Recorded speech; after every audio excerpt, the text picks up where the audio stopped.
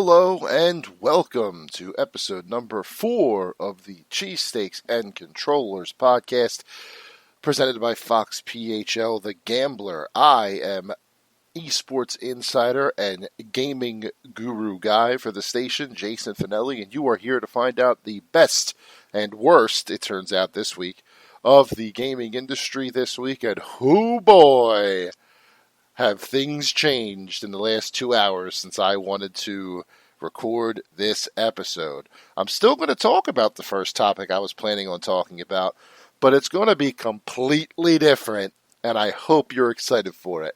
We also have an excellent interview in segment 2 with Michael Hermann of Retrosoft Studios, a local developer out of Collegeville, PA, who's bringing out an excellent new arcade retro wrestling game later this year, so we'll talk to him about that. But first, before we do anything else, let's get in to the 6 and 60. The Philadelphia Fusion were embarrassed by the San Francisco Shock, being swept 3-0 in Week 3 of Summer Showdown qualifying. However, the team was able to nab a 3 seed heading into the bracket this weekend. Elsewhere, the 76ers Gaming Club dropped their last 2 games in the NBA 2K League, with more coming this weekend, while the eMLS season ended with the Philadelphia Union's Jay Anahi going 0-24 with a negative 126 goal differential. Meanwhile, Call of Duty has added a 200-player Battle Royale mode to its popular Warzone download. The Xbox Summer Game Fest is set for July 21st with over 60 demos available for 1 week only for players to try. And finally, Amazon's new The Crucible, released to such little fanfare, it has actually moved back from full release to closed beta. There's very few, if any, instances of that happening previously in gaming's history. That is the 6 and 60. Okay, so with that out of the way, let's talk about EVO. So, my intention tonight, when I first scheduled this show, was to walk you through the Evolution Championship Series, or EVO, which was the biggest fighting game event of the year. They were scheduled to have a 5-weekend event called EVO Online. Normally, EVO takes place in Las Vegas every year. It's 1 weekend of just fighting game madness, from Street Fighter to Mortal Kombat, but we'll get into that. This year, because of COVID, they couldn't do that, so they were planning on doing this EVO Online. There was a whole schedule change. The featured games were changed. Everything was put together so they could do this thing online. And then, as you may have heard me speak about on with Sean Brace earlier on Thursday, a lot of allegations came out about sexual misconduct and pedophilia and grooming and other things regarding a whole slew of people in the fighting game community, or FGC. Most of them were in the Smash Brothers community. One of the top Smash Brothers players by the name of Nairo was accused. One of the top commentators by the name D1 was accused, and many others. There's a list running on the Smash Brothers Reddit that would make your head spin with how many entries there are. But one of the other people that was named today was the head organizer of this Evolution Championship Series, his name being Joey Cuellar, or Mr. Wizard, as he calls himself. Apparently, back in the 90s, there was an arcade in Southern California that has since closed that was a hotspot for the fighting game community in Southern California. People would gather to play Street Fighter and Marvel and all those other arcade machines with tokens and compete, and that's where that fighting game community built itself. But one of the places it built itself. While this Joey Cuellar was part of that community, and apparently, according to allegations, while he was there, he would coax some of his fellow players, boys, between the ages of 15 and 17, to take off their clothes and jump into the water hazards at the golf course. at the mini golf course and stay in there. Well, for however much money, for how much time they had to stay in there as this prank. Granted, the man was between 24 and 26 years old. So that is an adult coercing a minor to strip to his skivvies and jump in the water. And then there was another story where the boys were talking like boys do, and the topic of size, let's say, comes up. And the one boy, 17, tries to be a big man in front of the older fellas and says, "Oh, I'm above average." And this Joey Cuerra says, "Prove it." Essentially, prove it. I'm paraphrasing very much here what actually happened.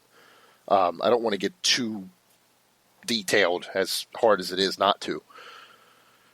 Long story short, this Joey Cuellar allegedly offered the boy $20 to go into the bathroom, get into a stall, turn around, pulled out his pants so Joey could see his private parts. From there, we don't know what else happened. That was the last allegation. These things came out last night. I'm taping this on Thursday the 2nd. These came out on the 1st of July, 2nd of July, like overnight. And by 9:40 p.m. on July 2nd, where I sit right now, EVO Online has been canceled. Completely. This Joey Cuellar, Mr. Wizard, put out a statement essentially admitting to what he did on Twitter at 8:21 p.m. His Twitter wrote, "I'm sorry. I never meant to hurt anyone. I was young and reckless and did things I'm not proud of. I have been growing and maturing over the past 20 years, but that doesn't excuse anything. All I have been trying to do is become a better person. Once again, I'm truly sorry."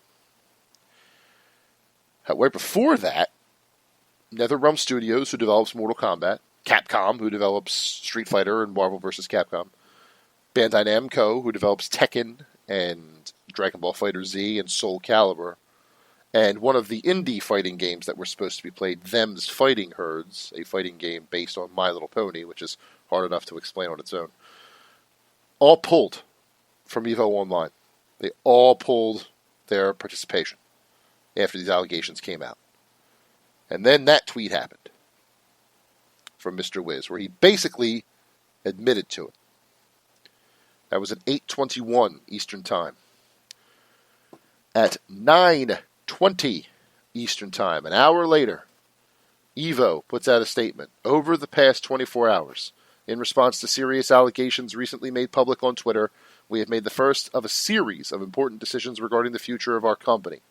Effective immediately, Joey Cuerra will no longer be involved with EVO in any capacity, and we are currently working towards his complete separation from the company and have relieved him of all his responsibilities. Going forward, Tony Cannon will act as CEO. In this position, he will take a leadership role in prioritizing greater accountability across EVO, both internally and at our events. Progress doesn't happen overnight or without the bravery of those who speak up against misconduct and injustice. We are shocked and saddened by these events, but we are listening and committed to making every change that will be necessary in making EVO a better model for the stronger, safer culture we all seek. As a result, we will be canceling EVO Online and will work to issue refunds for all players who chose to purchase a badge, and we will donate the equivalent of the proceeds as promised to Project Hope." That is the correct call in this situation. This event could not and should not have gone on as planned, because his influence was there.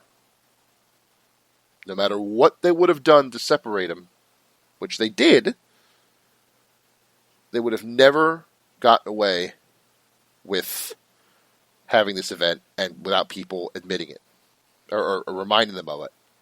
So to cancel it outright, take a year to distance themselves from this controversy and come back in 2021 stronger than ever is the right call. However, that does not discount the disgusting actions of this man.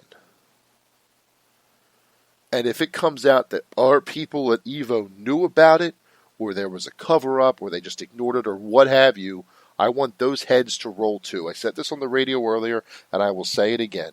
There is no place in video games for people who take advantage of other people like this anymore.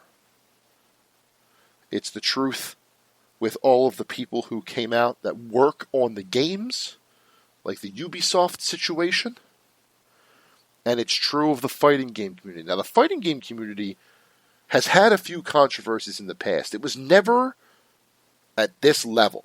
It was never about sexual misconduct. I mean, there were other sexual misconduct and allegations and stuff like that before. I don't want to say that there weren't. There were. But this particular one is humongous because it's pedophilia. It's a lot of disgusting stuff. But the FGC has been plagued by these things before: racism, sexism, bigotry, and then stuff like this. In a way, it's as if there was like... See, I don't want to say this lightly. I want to make sure I get this right, because I don't want to make anyone... I don't want to associate the fighting game community with the actions of these people, because they are not. I have been to plenty of fighting game events, locally in Philadelphia, and I traveled to EVO in 2018. The show, when you go to a show and you meet the players and you see their passion for the game and the competition, the thrill of competition is there. It is truly an amazing time.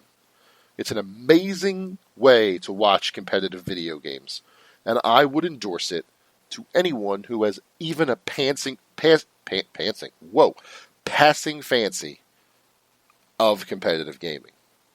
This situation makes it harder to endorse. I will admit that. Because for the dozens of those who were named in the last 24 hours, there are probably hundreds more that haven't been. And those people need to be rooted out, exposed, and removed. I maintain, and I've said this many times in many different formats, that fighting games are the future of esports. They are the easiest to market. They are the easiest to present. They are the easiest to get wide stream appeal for. It's the same sort of appeal that professional wrestling and MMA fights have. It's one player versus one player, or two players versus two players if it's a team-based game. You can focus on the players themselves. You can focus on the action better, because while they're doing moves fast and the action is frenetic, it's no different than a pro wrestling match or a MMA fight. It does not require a first-person view, so you won't have the motion sick, unable to watch. It's simply two people on a screen fighting with two people controlling them that you can focus on as well. And to be honest, if there's one event that I think has the formula down right, it's CEO down in Florida, run by a man named Alex Jabali.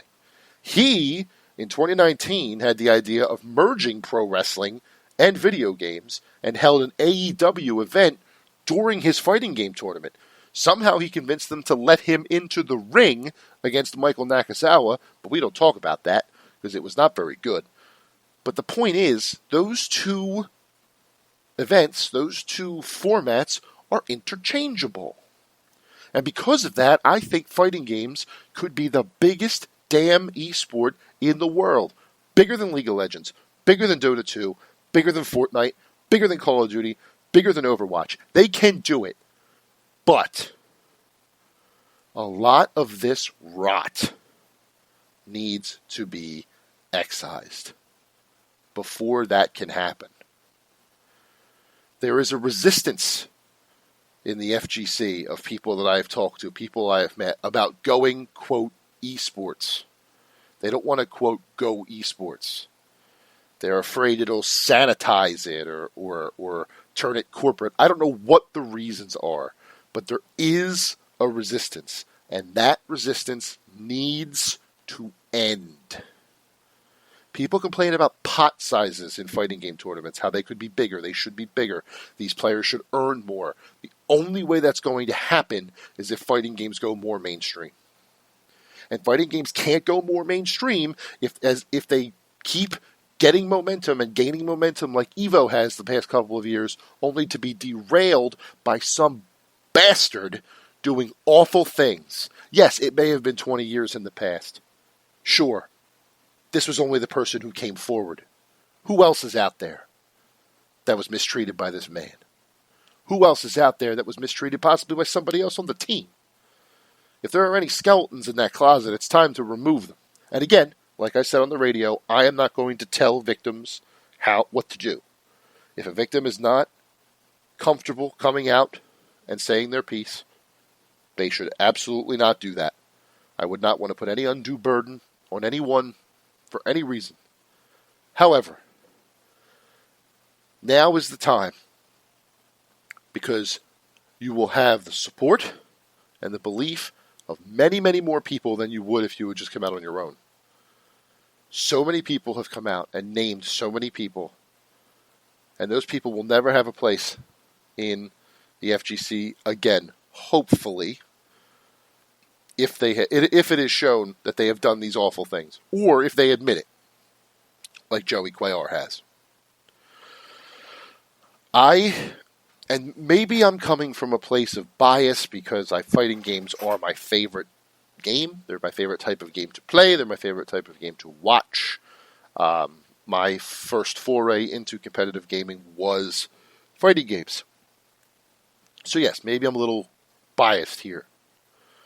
But I still think that fighting games are the future of competitive gaming. They're the future of esports. But this awful, awful, awful cloud hanging over its head needs to go away for good. So I urge you, if you're listening to this right now, I urge you to find and support your local fighting game scene.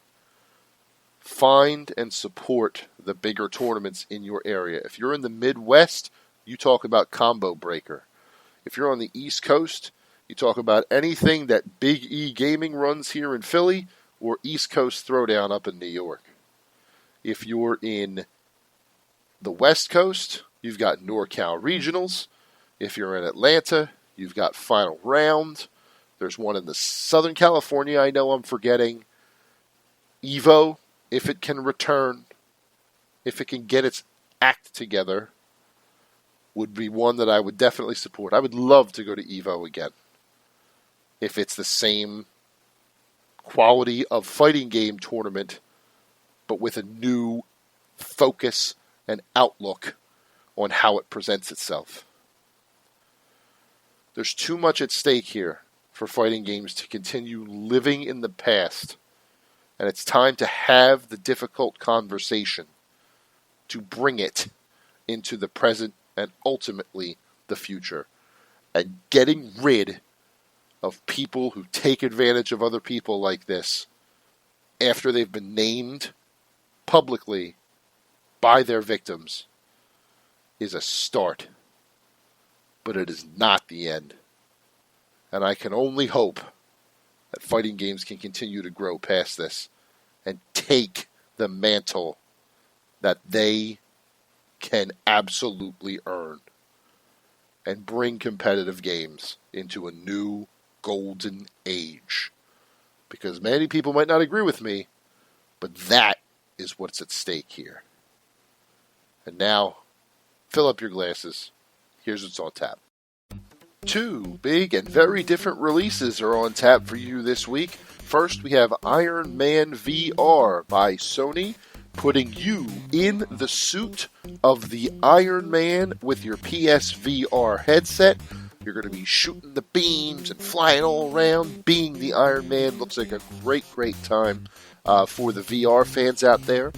However, for the traditional JRPG fans, we have The Legend of Heroes Trails of Cold Steel 3, a mouthful of a title, developed by Nihon Falcom, the sequel to The Legends of Heroes Trails of Cold Steel 2, which was released back in 2014 or 13, I'm not sure exactly when. But this is a traditional turn-based JRPG with plenty of action and long storytelling to enjoy. So, Iron Man, RPG, a couple of things to choose from this week on tap.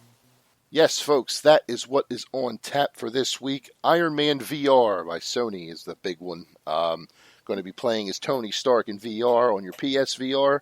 I can see why that is a big deal for some people. I might even give it a shot myself, just to be able to say I am Iron Man for a few minutes. But right now, I am very excited to introduce to all of you something I didn't realize I could say, being a Philadelphia native, and that is a local game developer. And not only a local game developer, one with a project that has a lot of hype around it, especially for those who have been playing games as long as I have. Ladies and gentlemen, from Retrosoft Studio, he is the man over there. His name is Michael Hermann. Michael, how are you today, my friend? Good, Jason. How you doing? Doing good, doing good. So we are going to talk about Retromania Wrestling, a throwback to the one of the greatest wrestling games of all time in WrestleFest. I distinctly remember a WrestleFest machine in my local mall's arcade. I know where the arcade was. I know where the machine was. I can still picture it. What was it about the WrestleFest format that made you think that it would still have an appeal today? Well, you know what? To be honest with you, I wasn't sure if it was going to have an appeal besides anybody but me, but I'm glad I was wrong about that. But you know what? It's one of those games that I was a big wrestling fan. I really got into video games and wrestling roughly about the same time in my life. I was probably around 8 years old, and I really loved both things. And for forever, the only good wrestling games were in the arcade. So we're talking about kind of the 2D era, which was, mid 80s to early 90s. Mm-hmm. And when, we had some of the earlier stuff, but when WrestleFest came out, it was huge. It was big on the screen. The characters were big. And it was a time of the WWF at the time was just larger than life characters. And it just jumped out at you. The presentation was great, and it was easy to play, and it was fun to play. And those were really the two things that made me play it all these years. I've never really stopped playing it. It was the first game I downloaded when I discovered emulation, and I've been playing it ever since and just waiting for somebody to make a sequel or redo a game in that style, and no one ever has. So I was sick of waiting. I don't blame you one bit. You are correct. The NES wrestling games, outside of like pro wrestling, NES Pro, like this Nintendo with Starman, and WCW had a game, but then there was like WrestleMania and Steel Cage Challenge, and just not the same as WrestleFest and Superstars. You are definitely right about that. So talk a little bit about the process of becoming the official sequel to WrestleFest, because you are the official sequel to WrestleFest after all these years. What did it take to get that moniker for your project? Persistence. And that was a big thing. So we started out as the spiritual successor, and part of that I didn't like. I wanted to be the official sequel. It was just probably an ego thing more than anything else, and a marketing thing. I think it's helped us with marketing the game as well. But we really are pouring our passion into this game, and one of the things I wanted to do is just to get validated in that a little bit. So it was the WrestleFest IP has really gone through the ringer. Technos of Japan was the company that originally developed it, and then they went bankrupt. They were bought by another company who sold the IP rights to Arc System Works. So Arc System Works is the company that makes Blaze Blue. They actually made the newer Dragon Ball Z fighting games, among other games. So they're a pretty seasoned developer, and they actually own the entire Technos of Japan back library. And WrestleFest is one of those games that they couldn't really do anything with because they technically, they obviously own the rights to WrestleFest, but they don't own the character rights, which is why when we licensed the game, we didn't automatically get all those original characters. Sure. And be able to use them in our game.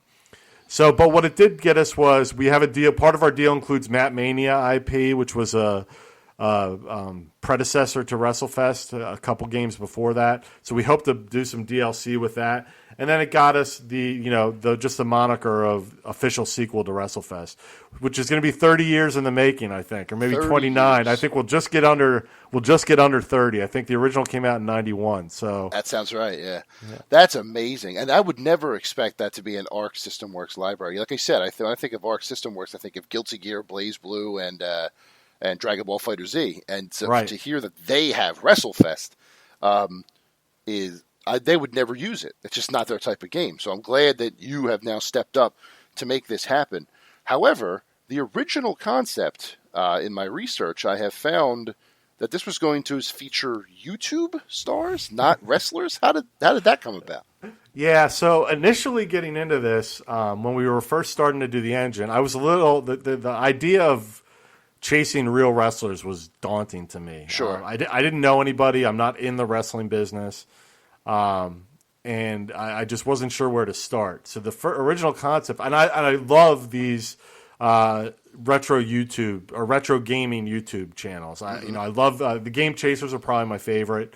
I watch them with one of my kids. We watch them together, and it's kind of it's a version of, if you've ever seen what's the show on not AMC, but it's not Storage Wars, but it's one of those type American Pickers. Sorry, That's what I was going for. American Pickers. So it's American Pickers, but video games, and they have a little more juvenile toilet kind of humor, which I personally like. Sure, yeah. So I like them and a bunch of other guys in that genre where they do retro game collecting, and they also touch on current stuff too. So it was something I thought, they're probably easier accessible, and I was able to get a hold of them. But part of me just really wanted to see if I could. Eventually, I got enough courage to be. Let me try to get real wrestlers. So the first ones I went after were the Road Warriors, and Road Warrior Animal happens to own the rights to both the team name and both character names.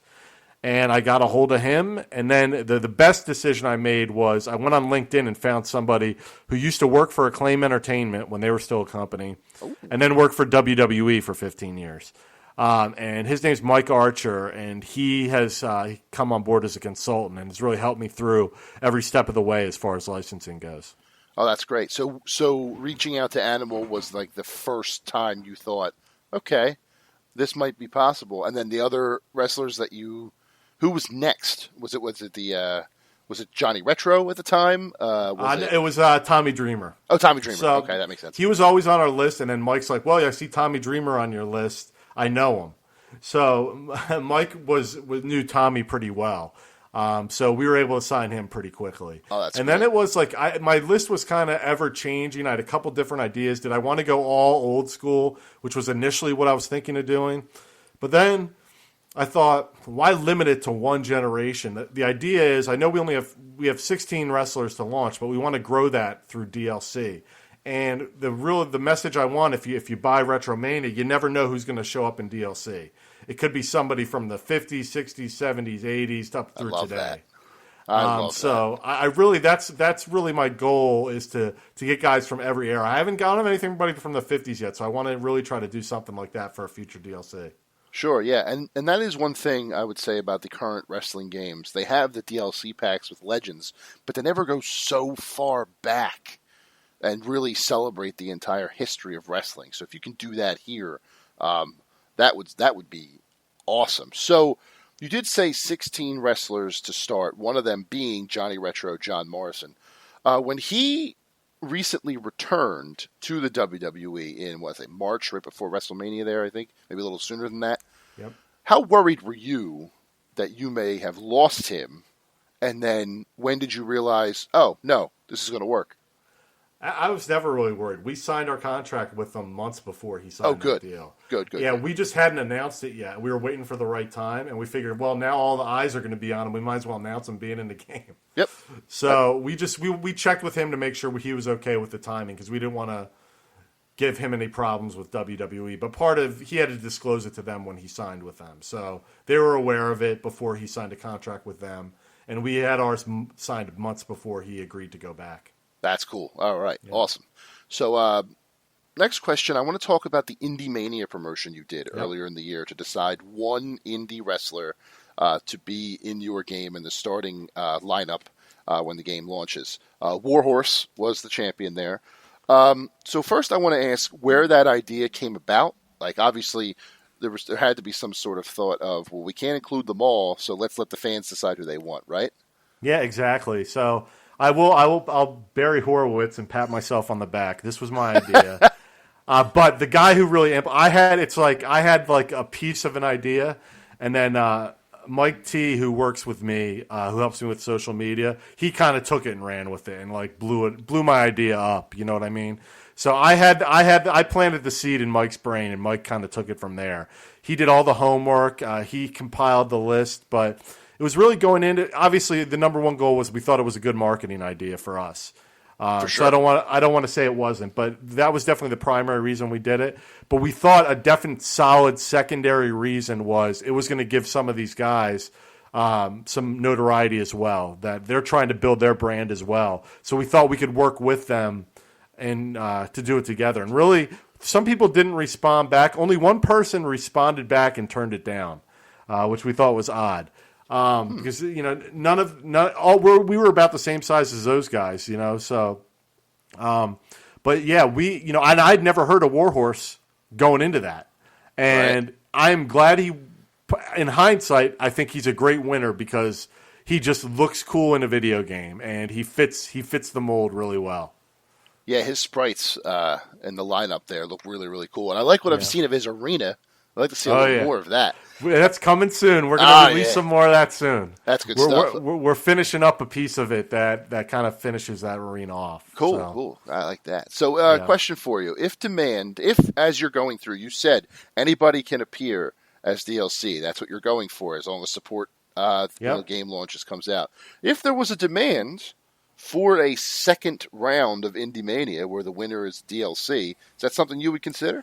Oh, absolutely. I mean, if we're still in business, we're doing it again. Yeah. I mean, I think it's good for independent wrestling, and it's a way that we can support it, which I think is good. I think it's a shame the timing of this kind of world situation we have going on, because I thought wrestling in general was really on an uptick.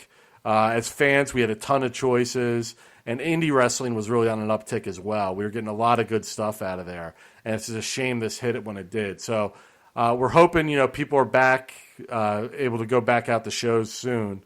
And then we definitely want to do an Indie Mania as well. Yeah, that would be awesome. Like I said, the first one was so successful. The second one, I imagine, would be the same. Now, would you open that up, that format, that maybe the second one wouldn't necessarily be indie wrestlers? It would be 16 legends who would agree to be in the game, or six. You know what I'm saying? That's a little trickier, because most of the indie guys, it really comes down to money. I think some of the legends will want some money up front. Yeah.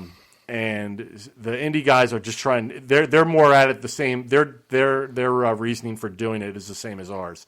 Just marketing themselves, and we're helping them market themselves so they can get more bookings. So we might be able to do something with the legends around that. We just got to get a little more creative around it. Sure. So I want to ask you real quick before we move on to post-launch plans. I want to ask you real quick about a mechanic you recently announced in Meltzer ratings. Mr. Dave Meltzer has shown his likeness into your game. He will be rating your matches on a 1 to 5 star scale. Can you explain that mechanic a little bit? Like, how will it work? What will it do? That's a little. I think you're reading into our trailer a little too much. So is that right? Yeah. So he is making an appearance in our story mode. So we don't have a rating system in the matches, but it's funny, you're not the first one to say something like that. Yeah, and I didn't realize how polarizing of a figure Meltzer was until we played that. There's 50-50 as far as supporters and detractors of him. So interesting. We're definitely want to do something maybe a little more with it though. But for now, it's just going to be there's a sequence in the story mode where Dave pops up. Oh, that's cool. Like a little cameo. That's awesome. No, not bad. Exactly. Sweet. So how, if someone were to jump in strictly for your story mode, how long will that be? And can you give me a little background of what you'll be doing? Yeah, so it's not Skyrim in length in any means, if you're familiar with that. So, and I always use that analogy because Skyrim is one of my favorite games. I've played a ton of it, but yeah, it's a couple hours tops. It takes you through the beginning of it. It's a tutorial to teach you how to play, and then it's just a interesting story. You're Johnny Retro coming off an injury, trying to get back into the wrestling scene, and you have some choices to make. And the little spoiler I'll give you is that the first choice is to whether or not you want to join the Blue World Order. Oh, and then it kind of goes from there. So there is different arcs of the story, so you can play through it more than one time and have a different outcome. interesting. But it's not anything super, super complex. It was just meant to kind of show off the environments, the different areas you can see. And it's funny, right now we're in the final touches of it, and we're deciding whether or not to make some of the arenas unlockable via the story mode. So, and I've tried to kind of gauge audience interest on unlockable stuff, and it's funny. It's another one of those things. Some people love it, and some people can't stand it. So, I would imagine that the people who love it are considerably older than the people who do not. It's just the way the gaming has changed now. Not to get all old man yelling. No, I hear you. But yeah, I would imagine. Yeah, so you would have my vote for unlockable. I don't know if that means anything, but yeah. No, I think we're definitely going to do a couple things at least. All right, cool. Yeah, we'll kind of meet in the middle. I'm definitely all about the unlockable stuff. That's cool with me. So let's talk about a little bit about your post-launch plans. You have announced your first DLC in Chris Bay. You had also given out a couple of hints in a tweet back in May, an Impact star, which I assume was Chris Bay. So I believe one of them was a WCCW/NWA legend. One was a WWE wrestler in the 90s who has never been in a video game before. The only one I think I figured out. And then there was a fourth one. Someone with power from NWA Power. So my first question is, are those hints still intact, particularly with power no longer being a thing? Well, I don't know if power is no longer a thing. I think it's on hiatus. Maybe that's what it is. Yeah. Okay. I think of that, I think we jumped the gun a little bit early on. One of those we don't have signed yet. Okay. But we're hopefully close. But I think we have 4 guys we've targeted, and I can say, do we have 3 of them signed? Yeah, we have three of the. Well, we obviously with Chris Bay because we announced them. So, and we have 2 others signed already. 2 others signed. Cool. So, and then we're working on that legend still. And so we are hopeful that we can do more than that after that. Yeah, that would be great. And that depends on people buying the game, obviously. Yeah, exactly. Like, I'm more than willing to reinvest back into the game to get more out, and it'll be a combination of free. Like, for example, Chris Bay is free to download. If you buy the game, you're going to get Chris Bay as well. So depending on how sales go, we'll kind of determine the way we go for our DLC content. Perfect. That sounds great. So I guess my last question would be, as I mentioned, you are a Philadelphia game dev, which is a phrase that I think is not as rare as people think. They're just not as much. What's the word I'm looking for? I guess in the spotlight. I know the PHL Collective just announced that they're doing a Ben 10 licensed game for the consoles, which is cool. You guys out in Collegeville, do you see the Philly gaming scene as a place that is fertile ground, or is it just a matter of you were from here, you opened your studio here, and that's just why you're here? Yeah, it's funny because that's really what it's just I happen to be living here. We are pretty much 100% remote. Retrosoft Studios consists of people from really 5 different continents. Wow. In the world. The only places we don't have anybody from Africa currently, and we don't have anybody from Antarctica, obviously. So everyone else though is covered. It's. With that said, I'd be hopefully looking to look at more, local people around here as well. I actually the PHL Collective, I talked to those guys a little bit. So they've done a lot of cool stuff with some cool licenses. Yeah, they have. I noticed the Tom and Jerry game, I think, too. Yeah, was on their website. Some really cool devs out there. You just have to know where to look. But they are there, Philly. We have our local guys that we can support, and the big one is Retrosoft and Michael Hermann. Michael, I really appreciate your time coming on this podcast with me and talking Retromania. Cannot wait for this game. When can we get it, and how can we play it?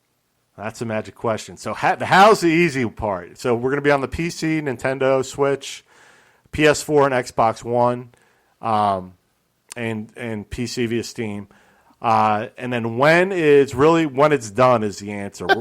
We're trying to target the end of August right now, which means we have to get it for submission for approval by the end of July, which gives us a little over a month, barely over a month to finish it. We're close though. I mean, we're basically finishing up artwork and programming additional wrestling moves at this point. Oh, cool.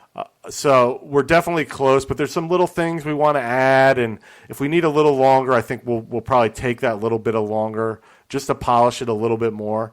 I think somebody was famous for quoting this, and I don't have the exact quote, but I think people are more willing to forgive you coming out a little late if your game's complete than if you rush it out and it's bad. And it's bad, right? Yes, a delayed game is eventually good.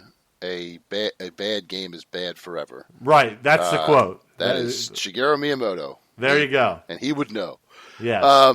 But yeah, okay, yeah. So I am going to sit here and tell you to take all the time you need because everything we've seen so far looks amazing. If we have to wait until September or October, it started with July, and now it's August. We're okay with that. Right. If it's September, October, we'll be okay with that too. Doesn't matter. We are very excited. The world is excited for Retrosoft and Retromania Wrestling. I personally can't wait to play it myself.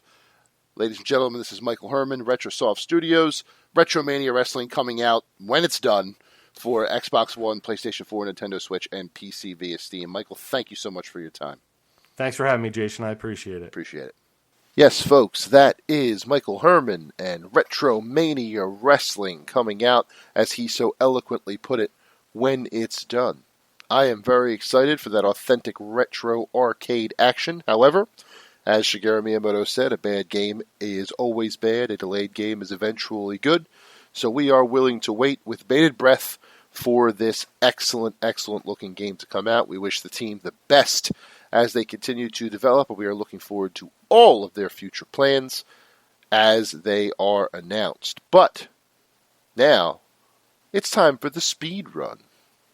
So first up on the speed run this week, I would like to call attention to the eMLS, the Digital Major League Soccer season played in FIFA 20, which recently ended with the 8th overall seed Adamu, representing the Red Bulls of New York, winning the entire tournament, going the distance and beating Diddy Crislito, the NYCFC representative, in the final. Made his way through the number 1 overall seed Fiddle, as well as a perennial good player in Remy Martin for LAFC, and took the whole thing. Good for him, but that's not what I'm going to focus on today. What I'm going to focus on today is the representative for your Philadelphia Union. His name is Jay Anahi. You may remember him from the Philadelphia Eagles. There was a big to-do by the Union about how they were going to have Jay Anahi represent them this year. Very cool thing. I thought it was a good way to bring the two franchises together, even though Anahi technically wasn't an Eagle anymore. And I really hoped that he would do well for your Union in this year's eMLS tournament. But unfortunately, that doesn't seem to be the case. So as I look at the standings for the eMLS season, I noticed that Mr. Jay Anahi, representing Philadelphia, is not where he probably expected to be. There are 25 players in this year's league, 25 slots in the standings. And Jay Anahi is occupying number 25. Unfortunately, he did not fare very well, but it gets worse. His record this year was 0 wins, 0 draws, and 24 losses. losing every contest that he played. He scored 17 goals for the season. He scored less than a goal a game. And he gave up 143 goals in 24 games. That is, if we're going to do the math here, that is about, sorry, just a second, just under 6 goals a game. That's, it's not great. And a goal differential of negative 126, which doubles the 24th ranked player in the league, Jay Adams of Minnesota, with negative 51. Now, far be it from me to judge Jay Anahi. At least he went up there. He took the challenge and he entered the league for the Union. But my man, and I appreciate you for being part of one of the best teams in Philadelphia sports history. But 0-24 is not what we had in mind when you signed up, my friend. Granted, you probably had no idea what you were getting into, and I don't mean that as an insult. I mean that as you probably thought you were really good at FIFA, really good at video games, thought you could hold your own against the pros, and the pros proved otherwise. This is a common thing. This is not something that you need to really feel that much shame about. A lot of people think that because they're good with their friends or they're good with their local community, that they can branch out and get into a bigger tournament only to be slapped down to size later on. It happened to me in 2011 when I went to my first ever fighting game tournament down in the city. I thought I was big man on campus because I beat all my friends in Marvel vs. Capcom 3. I beat all my friends in Ultra Street Fighter 4. And I thought I could go in there and roll some people and win some money. And I was humbled. Absolutely humbled by everyone that I played in that Saturday afternoon. I don't think I won a single match in any of the games that I played at all. I really learned that I had a lot to learn if I was going to continue to play fighting games competitively. I did not continue to do so. I dabbled. When I did attend later on, I was attending as a journalist, so I didn't sign up for anything. I was just watching. But I would play the free play games. I would hop on and play some quick, casual matches, still getting my absolute butt kicked. But that's just the breaks. This is not something that you really should take to heart. It's a mistake that many people make, thinking that their talent amongst their friends or family or a small community of players will translate to success at a bigger stage. It doesn't always work that way. Now, if you wanted to come back next year a little bit better, a little bit wiser, and try again, I'm all for it. If the Union want to go back to a pro FIFA player, I'm all for that too. It was an interesting experiment. It was a good publicity run. But 0-24, negative 126 goal differential, something I had to mention that happened.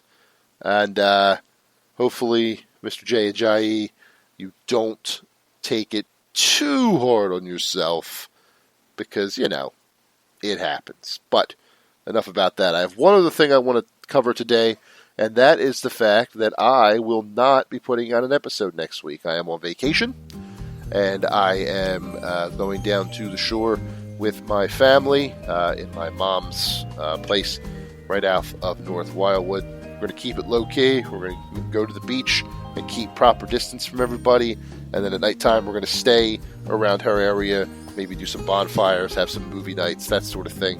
Just, kick back for a week and enjoy ourselves, enjoy each other. Basically make the holiday weekend a long week down the shore. And that being said, there are things happening next week that I want to bring to your attention so that you know to watch them in my absence, since I won't be here to remind you of them. So first of all, If you like the indie publisher Nacon, it has made games like Warhammer Chaos Bane, The Sinking City, and the Sherlock Holmes franchise. They are having a little live stream showing off their wares on July the 7th at 1 o'clock Eastern. Definitely something you should turn into if you want to see maybe something that'll catch your eye, something you might want to play. The next day, July 8th, 3 o'clock, you'll see a presentation by Limited Run Games. Now, Limited Run is a company that takes games that are predominantly digital only and only release on the digital platforms like Nintendo eShop or Xbox Live Store or PlayStation Network Store, and gives them limited physical editions, maybe collector's editions with some trinkets or just a boxed version for people who prefer the physical copies of games like that. This is where they reveal a lot of what's coming for the year, plus any exquisite collector's editions that they may come out with for these games. That is definitely something to check out on Twitch. That is July 8th at 3 p.m.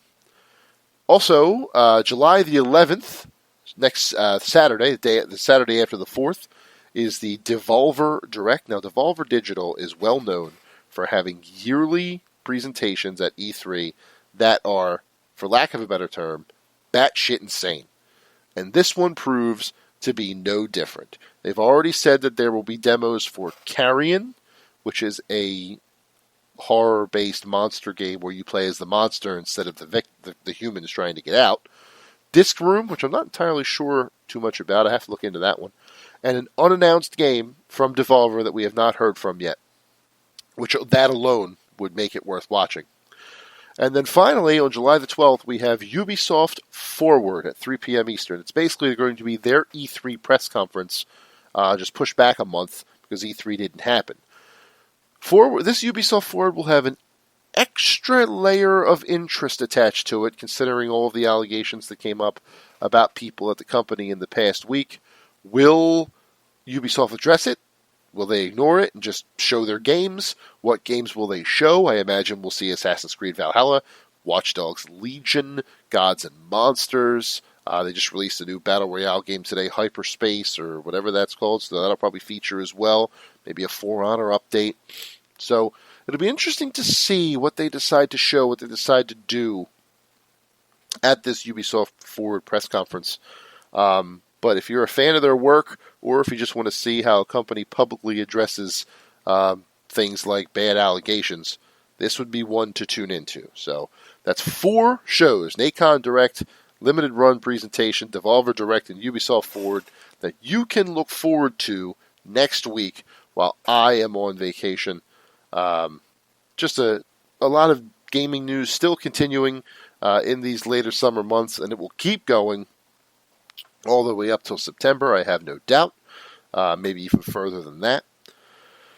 But for now, with that is the end of episode 4 of the Cheesesteaks and Controllers podcast. I am Jason Fanelli, eSports Insider and Gaming Know-It-All for Fox Sports PHL, the Gambler, here in Philadelphia.